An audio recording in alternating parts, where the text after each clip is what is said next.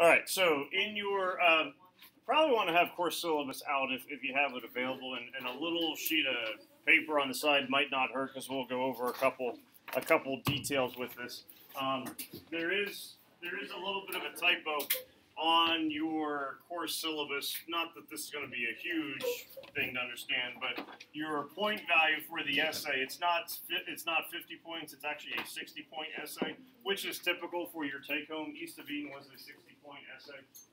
Last year I had them at 50. I switched it this year. I just forgot to update that number with your course syllabus, so it's not trying to change anything for you. Here's the big deal. What you're taking a look at. You're going to do one culminating essay for your independent reading book. So where it has up here that this response is a formal essay, therefore it's expected you'll follow the formal essay guidelines, course syllabus that we use for East of Eden essay. Rundown of what that would mean would be it's not like a journal where it's out of 25 points. It's going to be following with that AP rubric. So we're talking about thesis points, the sophistication, commentary, evidence. So that rubric that we use for your Catcher in the Rye essay that has the points, we're going with that same one. Similar in setup as to what would be happening for your synthesis essays that you already submitted. So it is going to be on that 6-point AP scale that we can work over to percentages and all that kind of stuff.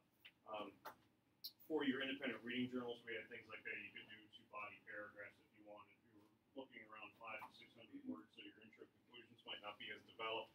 The idea is these would be certainly more developed. So for all of the essays, you'd be taking a look at least 3-body paragraphs. If Shay wants to go with 4, she'd have the ability to do that. If Alex went with 2, she would have a significant aspect missing, and then she would need your 85 bonus points that you don't have. All right. For each one of these, when it came to the East of Eden essay, anyone remember how many example citations we were taking from the book for the essay as a whole? You had 9 total. So for each body paragraph, you were doing 2 quotations, and then you had another cited example. So you were doing that for each paragraph. So that was giving you those 9 examples total. You'd be looking for the same thing again. Usually then this is where the question comes, well, from my journals, can I use my examples or my quotations that I did before? And then this is where we negotiate. Actually, we don't negotiate, but I just tell you how many you can use.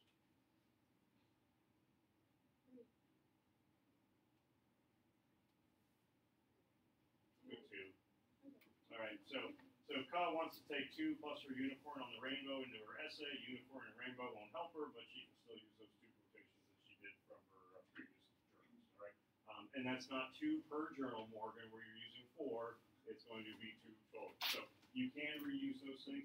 But again, you're dealing with the book as a whole, so you're trying to demonstrate as much knowledge about the overall book as you can. Most of your examples for your journals are going to be coming from the first half of the book. Now, I know some of you have gone later into it, but you're going to be trying to take examples that are going to go beyond those first 50% of pages and whatnot. So I don't think those 2 are really going to be too limiting for you. You might, say that Marie has a quote from page 54. She could still take other things from page 54. She just can't reuse that same exact one that she's already done 2 examples from before. Okay? All right, sure. I know you came in late today. Yeah. All right. But you're not ill. So we're good. Okay, good to know.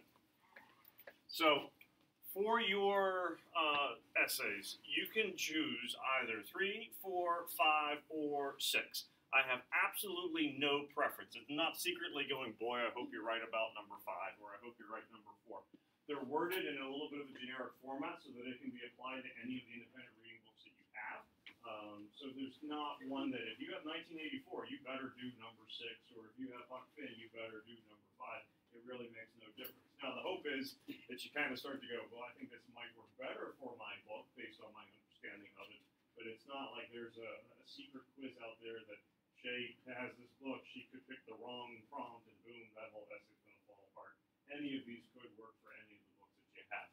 I would say, and I don't have any favorites, I would say if you're looking for something that you're comfortable with, number 3, or have a chance of being comfortable with, number 3 might be the one for you. For the simple fact that you see this line down here, analyze the techniques the author uses. It is a rhetorical analysis essay. So number 3 is going to be one that's a little bit more tried and true with things that we have done already. Your last journal that you just did was rhetorical analysis, and you should be getting those things back into either tonight or tomorrow into Power School that you can take a look at.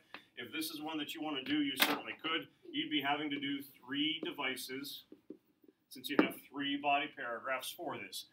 Some novels and plays seem to advocate changes in social or political attitudes or in traditions. Choose such a novel, note briefly the particular attitude or tradition that the author apparently wishes to modify. So it is kind of pushing you into a certain direction so far as what your argument's going to be. Then analyze the techniques the author uses to influence the reader or audience's views, avoid plot summary. So you're going to do rhetorical analysis. You just want to make sure your argument has something to do with the change that the author's trying to get in attitude or tradition. So if you're doing something like 1984, there could be some political advocation that's taking place. If you're doing, The Awakening, certainly could be taking a look at gender roles, Huck Finn, racial views and things like that. With Gatsby, so could be taking a look at socioeconomic things. But what is it that the author's trying to change? You can take 2 of your quotations, that you have from your Fitzgerald/Salinger novel. Which devices did you use? For the journal? Yeah. Diction, symbolism, and that's it. You did too. Yeah. Okay. You're supposed to do, right? Yeah. Awesome. So if Isa wanted to go with some type of diction with her adjective and symbolism, you could still reuse those 2 things, because for most of these you certainly would be able to find additional examples of types of diction, symbolism, and then throw in hyperbole, imagery, whatever the case it is. So whatever you use for your journal, you can stick with those 2 or 3 rhetorical devices. You could certainly go in a new direction with it as well. It makes no difference to me. But the one thing you want to make sure for absolute certainty is that your argument is going to be dealing with an attitude or a tradition that author wishes to modify. When it comes to the overall rubric, so your thesis statement, your commentary, and evidence, for rhetorical analysis with that sophistication point, one of the things that you certainly could take a look at is why is that device the way in which the author, or why are those devices the way in which the author's trying to grab your attention? What is it about diction, symbolism that Fitzgerald or whomever feels is going to be really pertinent and help kind of communicate that overall argument? But if you're looking for something that you at least have experience with, you could absolutely go with number 3, rhetorical analysis. If you don't like rhetorical analysis, you got 3 other options. But I want to give you one that you at least were comfortable with. 4, 5, and 6 are not traditional AP English language composition essays. It's not rhetorical analysis. It's not a D or Q. It's not a synthesis. All right? Most of our essays end up being those 3. This is an opportunity just to do something different. So if Johnny's going, well, how does this fit onto the AP exam for problem number 6? It doesn't. But if you're tired of doing the same types of essays over and over and over again, like Sarah is, this gives you the flexibility to do something different. It's still going to be analytical. You're still going to be using the types of things that we've used throughout the course of the class, but it just kind of gives you a different way to take a look at it. Any questions about number 3, rhetorical analysis?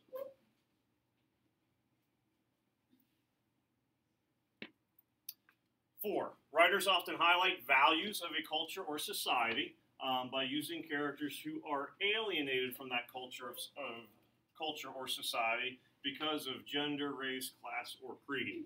Choose a novel in which such a character plays a significant role and show, that bothers me, but whatever, show how that character's alienation reveals the surrounding society's assumptions or moral values. Big thing for here is, should you decide to go with number 4, I do want you to choose an individual character. So stick with one character. So you're not going to write about Winston and Julia and O'Brien or whomever. You're going to pick one person. It doesn't automatically have to be the protagonist. You could be choosing someone else, but certainly you want it to be enough to kind of represent what's going on within the course of the book. So for this one, you're not like picking a rhetorical device that the imagery is proving the alienation that the character is going through, but you're simply highlighting how is this character alienated, and then what is the significance of that alienation so far as it reveals about that society's assumptions or moral values. This part down here, that's really where you're driving home your sophistication point because you're recognizing the significance of it. So within a paragraph model, intro, conclusion, you're probably going to be looking at, I would probably go with like 2 body paragraphs that are highlighting the alienation of that character, and then that 3rd body paragraph can really kind of drive home what that alienation reveals about that surrounding society or culture. You could have a character that maybe is alienated physically, and that could be a paragraph. You could have a character that's alienated emotionally or psychologically, and that could be a separate paragraph. You could have, maybe there's just multiple points within the book at which they get alienated, and you're kind of specifying those. But what does that alienation reveal about that culture, society, would be something that you would go with. So if, Virginia, I'm just going to pick on you for here. If you were going to go with this, you would have to choose Huck or Jim, as your main character. Now, that's not to say you couldn't still look at both of them, with how they interact with one another, but you would stick with one character. Mina's going to take a look at Frederick or at Catherine. She's not going to go with both of those, characters. Doesn't mean you can't reference other characters, but you're going to have one character kind of being your focal point.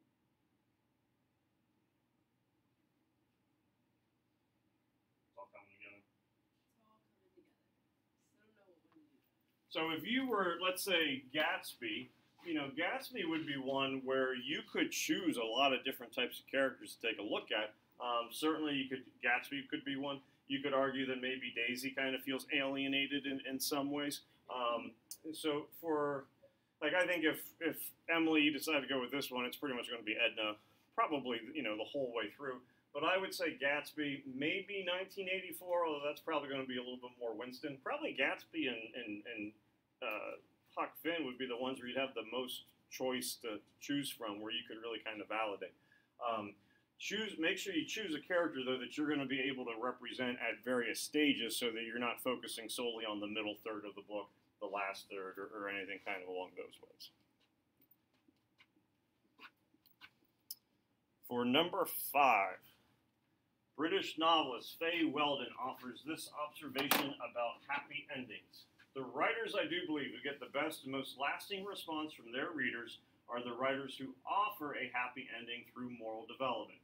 By a happy ending, I do not mean mere fortunate events, a marriage, or a last-minute rescue from death, but some kind of spiritual reassessment or moral reconciliation, even with the self, even at death.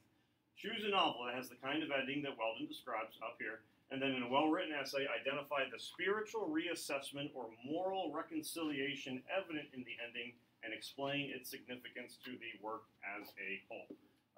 When we did your Catcher in the Rye essay, we had that Emily Dickinson quote about madness, and there was a question, I think Virginia might have asked it, do I have to use the quote within the introduction? And I said no. Same thing would be going on here. There's no reason that you have to include this quote within your introduction, but you'd be taking a look at whether or not, how does your book kind of have this happy ending that Weldon takes a look at? There's usually a major concern that people have about doing number 5, because it deals with page numbers. Because they know I'm going to want page numbers from throughout the book. All 170 pages she has to say. Actually, your book's longer than that, so you have to have more than that. Yeah.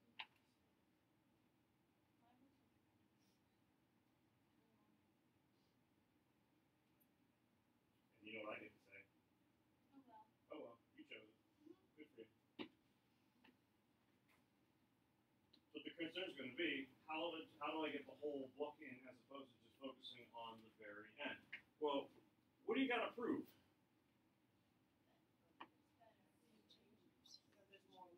That there's some kind of change taking place. That there's some kind of spiritual, reassessment or moral reconciliation. So certainly I'm going to be taking a look at what's happening at the end of the book.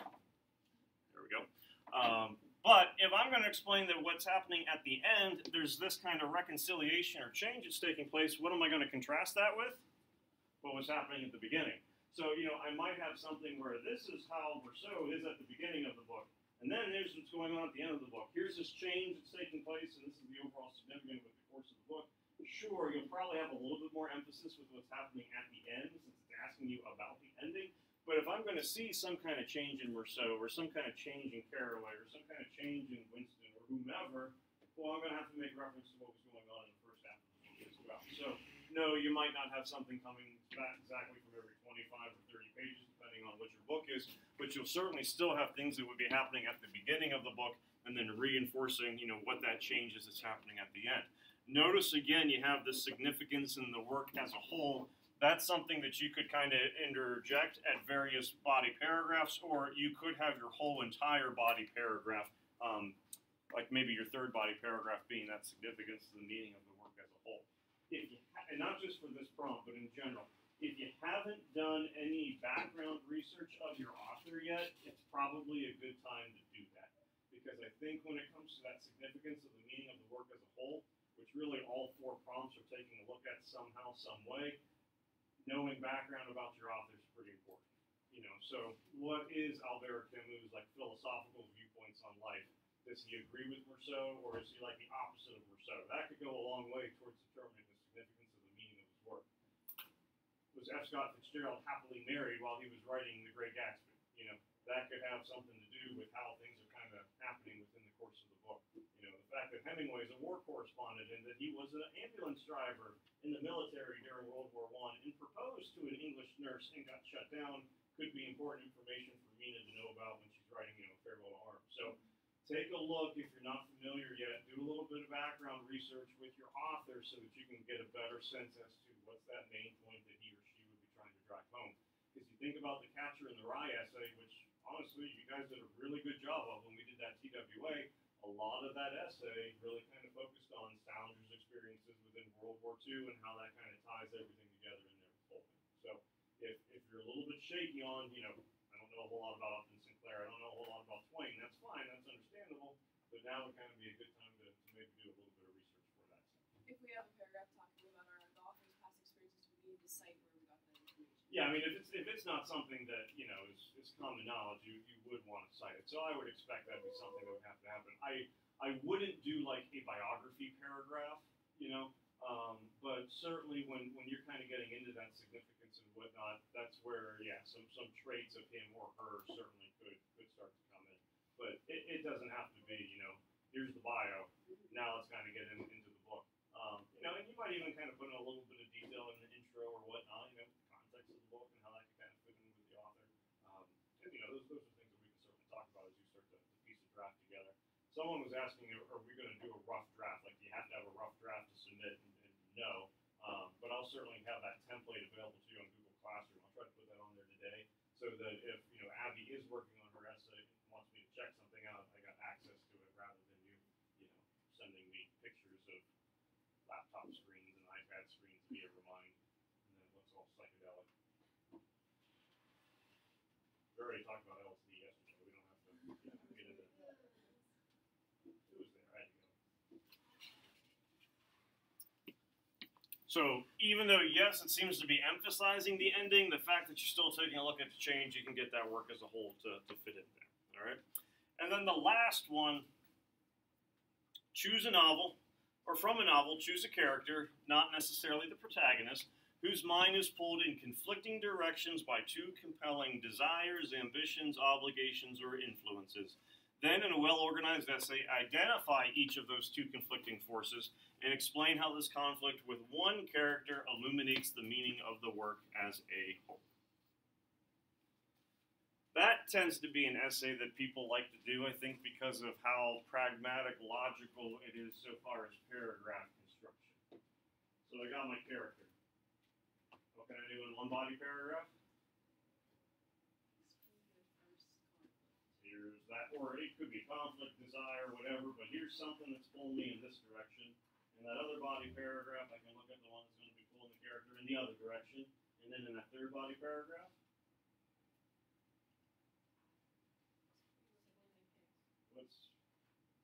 I'll mention that at some point, but what's that overall significance? How does it help illuminate the meaning of the work as a whole? So I think people like this one in the sense that, all right, there's going to be 1 paragraph, there's 2 paragraphs, that's where my third is, good to go, makes sense. Again, you don't, and it mentions it right here, it does not have to be the protagonist, but you want to make sure there's enough that would be going on that you can represent the book as a whole. So I bet like with Gatsby, half the people might write about Gatsby, half the people could write about Daisy. If you're doing 1984, certainly a lot of folks will be taking a look at Winston, but there could be some other characters that are going to get mentioned as well with it. Again, Emily's kind of stuck with, she's going to write about Edna, no matter what. Yeah, but it's fun to make up other names for them. Yeah. Like Madame Rigatoni. Whatever. They just kind of there. Well, and not saying that therefore you need to do prompt number 3, but there's, as we're taking a look at a lot of the types of literary devices and types of characterization that are out there, there are reasons why sometimes you'll have a static character, or there's reasons why you'll have a dynamic character, or take a look at foil characters. So certainly, you can do the imagery, the diction, the details, all of that stuff, but now we're kind of starting to get a wider base of devices that you can use. In a lot of journals, and I kind of put in a comment like, I don't have a problem with the device that you chose, but I would include some other devices for some of your journals that you might be able to use, just so that you kind of have a wider range of things to pull from, where, you're taking a look at symbolism, but if there was a contrast that was taking place, I might have mentioned you could do contrast, or you could do something like a juxtaposition for these devices. So you certainly do have the ability to pull some things. And yeah, a lot of those characters, are kind of stock characters, but there's a certain mindset that they're trying to get across with them. So you could do something like a static character in that case, or dynamic, how you kind of get some change that's happening. With prompt number 5, even though you're not doing a rhetorical device, that might be a time to kind of mention a dynamic character, since there is some kind of change that ends up happening within that person. So those are your 4 prompts. I want to do another screen, just kind of go through again the little checklist of things you want to make sure you have. But any questions about what any of those 4 are asking you to do?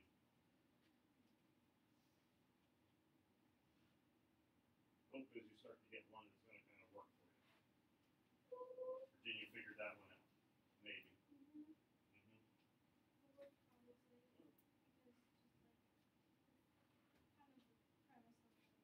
Yeah. And again, it's not going up since you're doing Huck Finn, you better choose 4, or since you're doing the Awakening, you better choose 4 again. But you got the ability to choose which ones are going to work best for you. Mentioned a lot of this already right here at the top, but we'll just kind of run through a couple things. You want to make sure that you do have a minimum of 3 body paragraphs. If you want to end up having more, you can. Here is the question, though, that people will ask. I'm going to do 4 body paragraphs. Does that mean I need to have 2 quotes and a citation in all 4 paragraphs, or can I still do those 9?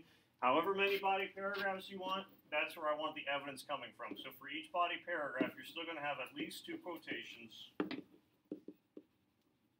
and that cited reference. So if you have 3 body paragraphs, your total is going to be a total of 9.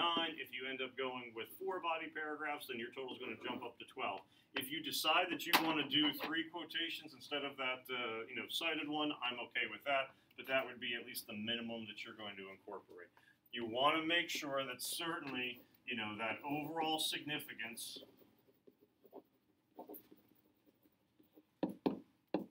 is present in the text. So what is it that the author is trying to get across?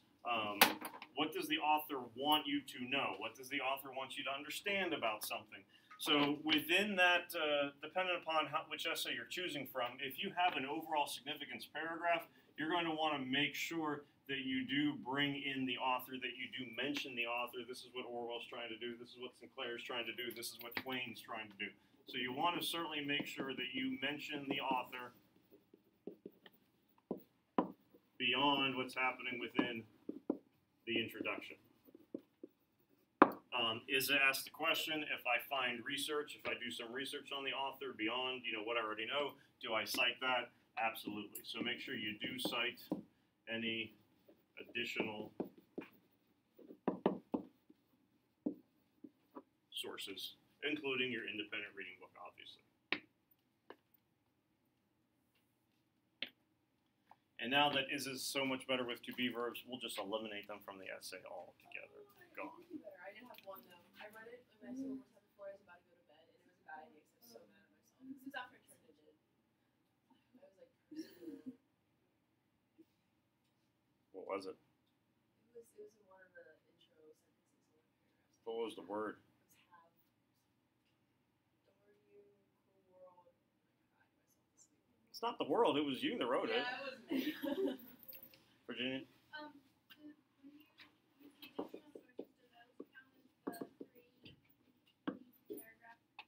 No. So you'll still have 9 things coming from Twain. and then if you have anything additional, that'll be extra. So for your to be verbs, it'll be our normal thing: intro, conclusion, and then first, last sentence of body paragraphs. Unless you're Morgan, they'll be completely gone. Just to mess with her. Okay. Got that, Morgan? Okay.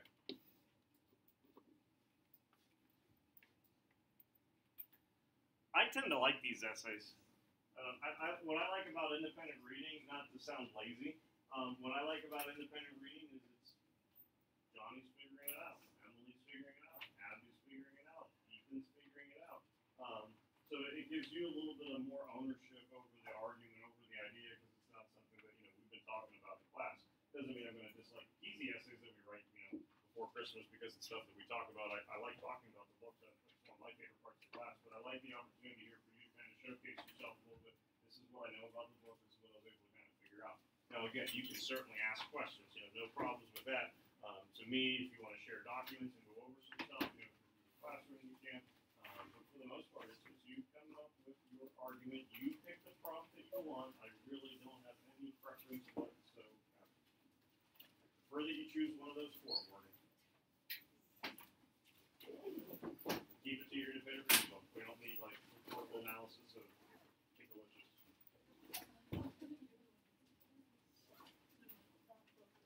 That phase is kind of coming on.